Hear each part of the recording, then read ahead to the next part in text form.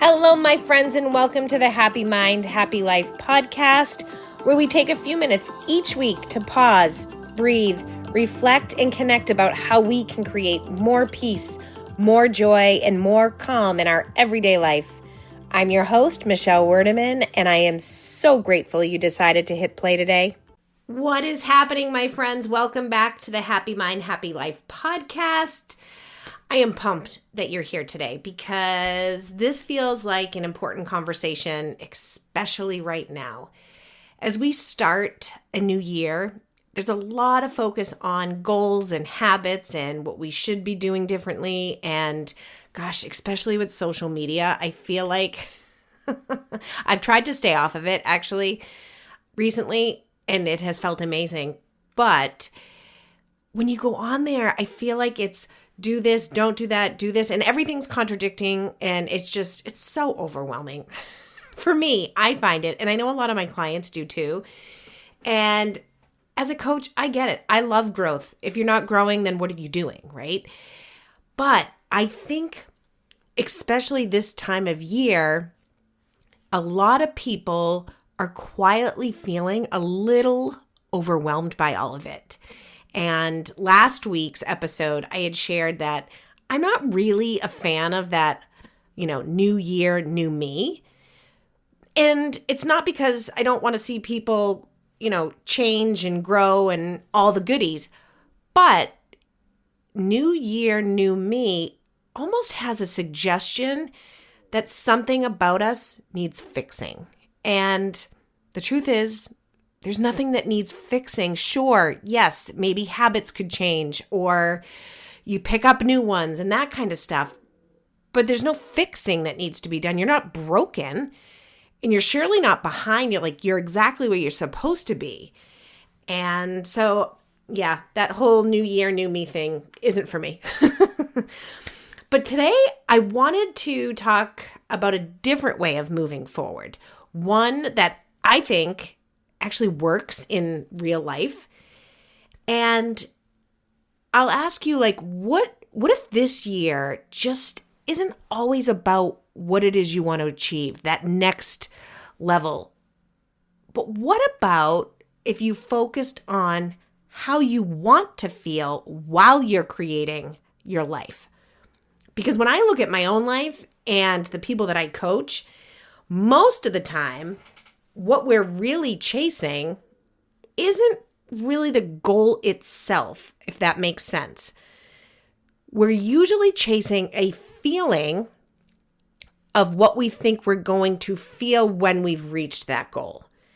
So maybe it's we want to feel more confident when we lose weight, or more energized, or more inspired, or just a sense of calmer with everyday life.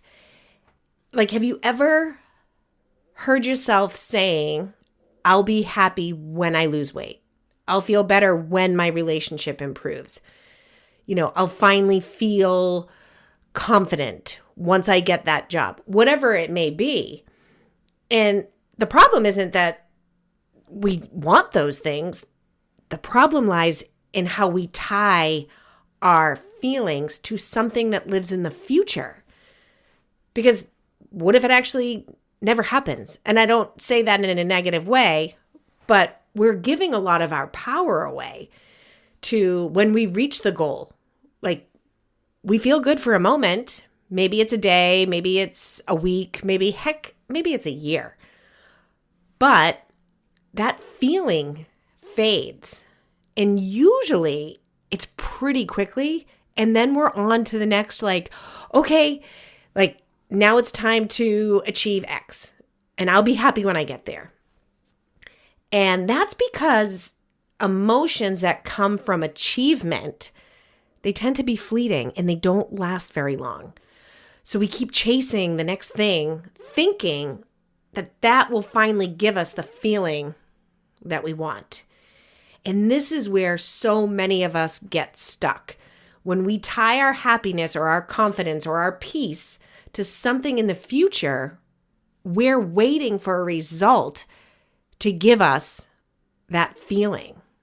But in the meantime, we're still living our everyday lives. And how we feel right now plays a much bigger role in what we do or we don't do than we often realize. And here's the important part. I've said this before, and I think everybody can agree.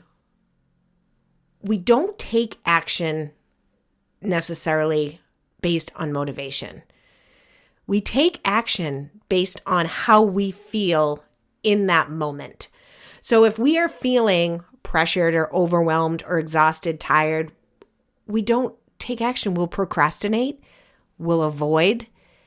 And then what happens? We start to judge ourselves. We think that there's something wrong with us. Oh, I must be lazy. I don't have any discipline. But the truth is, nothing is wrong with you.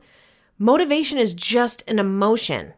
And like all emotion, it changes, which means motivation comes and goes.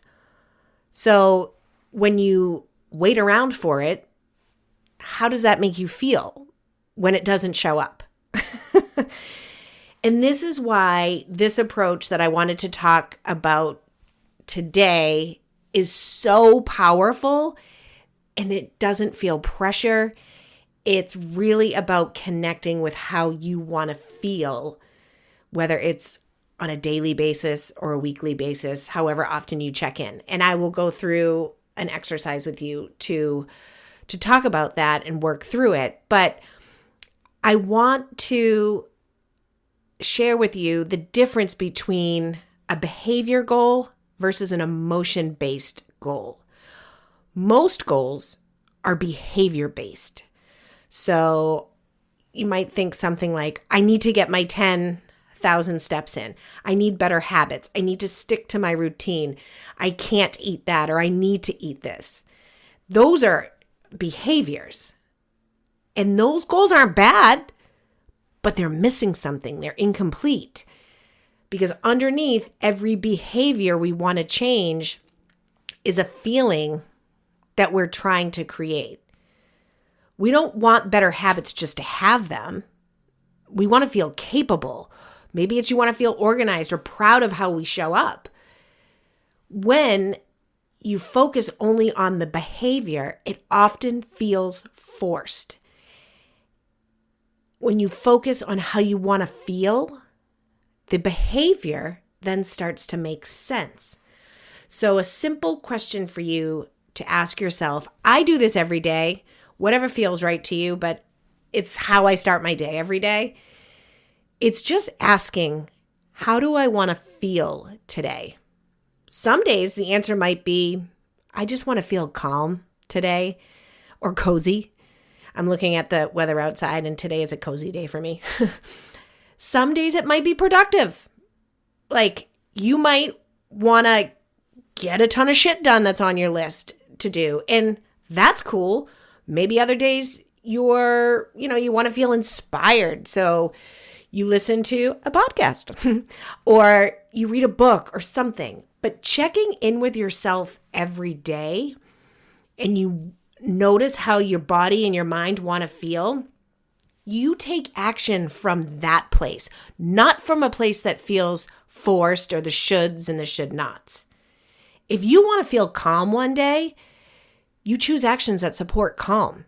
If you want to feel productive, you choose actions that support, focus and productivity. If you want to feel inspired, you choose actions that invite inspiration.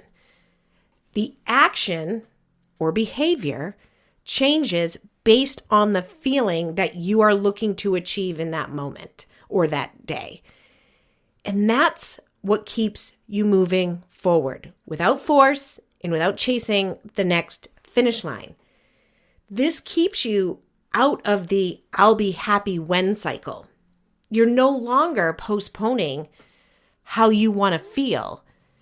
You're no longer waiting for the next achievement to give you permission to enjoy your life and feel the way you want to feel. You're learning how to create the feeling you want now while you are still building the life you want. And over time, those small aligned actions add up to real change that comes from not putting pressure on yourself, change that just flows naturally because you were focused on how you wanted to feel. So if you take nothing else from today's episode, take this. You don't need to wait for motivation. You don't need to wait for the next milestone. You don't need a new version of yourself. You are not broken. You don't need to be new.